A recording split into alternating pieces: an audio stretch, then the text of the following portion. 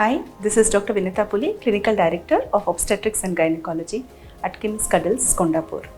Today, we are going to discuss about yeast infections.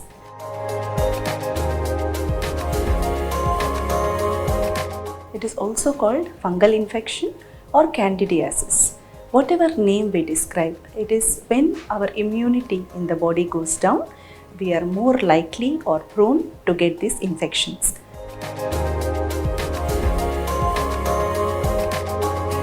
You might experience white discharge in the vagina or a lot of burning pain in that area, or curdy white. Typically it is described as cheesy discharge associated with a lot of itch, whitish discharge. Sometimes it is not very typical for all women. Some women experience itching more, some women experience burning more.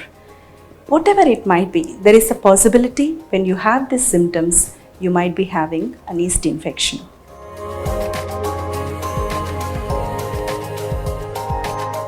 As I said, when our immunity goes down in the body, maybe when you have a viral infection or any infection in the body, or you have recently used antibiotics, or you felt unwell in the recent past, or anything that depresses our immune system, we are more prone to get these fungal infections.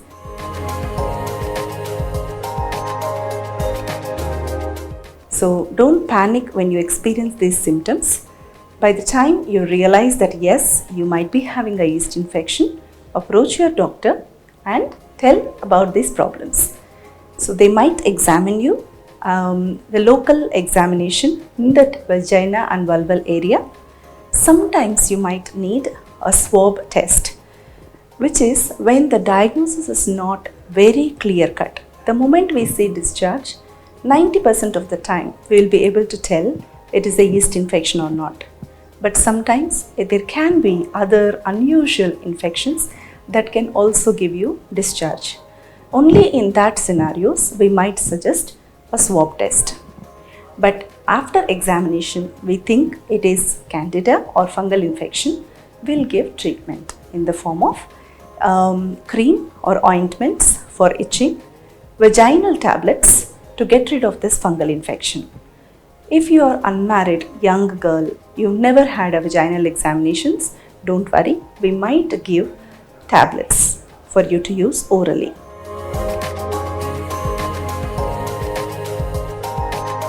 Some women will experience these fungal infections recurrently. That means more than 3-4 times in a year, you might have this problem with yeast infections. Why does that happen and what should we do? Sometimes the yeast infection can be because of unusual germs. Sometimes the diagnosis might not be right. We think it's a fungal infection, there could be a bacterial infection.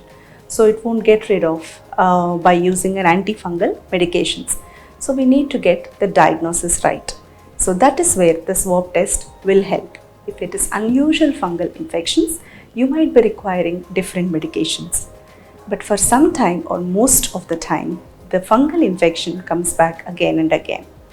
So it is a distressing problem, but there are lots of things we can do to help reduce the incidence of this recurrent fungal infections. The main genital skin advice that we give is always keep the vaginal area dry. When there is discharge, it is obvious that that area can get moist. So when we are using synthetic underwear, it will not absorb the infection or absorb the moisture. So the moisture tends to stay there and the wetness will increase the chance of you having the fungal infection flare. So always use cotton underwear. Keep the area dry in the sense you can use as soon as you wash the area. Don't put the underwear straight away. You can wait for some time, air dry, dab dry the area and then wear. And always use loose clothes, loose fitting clothes instead of tight jeans or tight clothes. Loose fitting clothes will get the air to be keeping on flowing inside. So that keeps the area dry. So loose fitting clothes, cotton underwear and keeping the area dry and not using any moisturizers or any smelly perfumed talcs.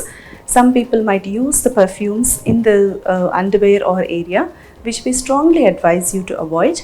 And sometimes some fabric conditioners can irritate the skin in that area, thereby increasing your chance of irritation because of fungal infection. So avoid all this and use no need for washing internally.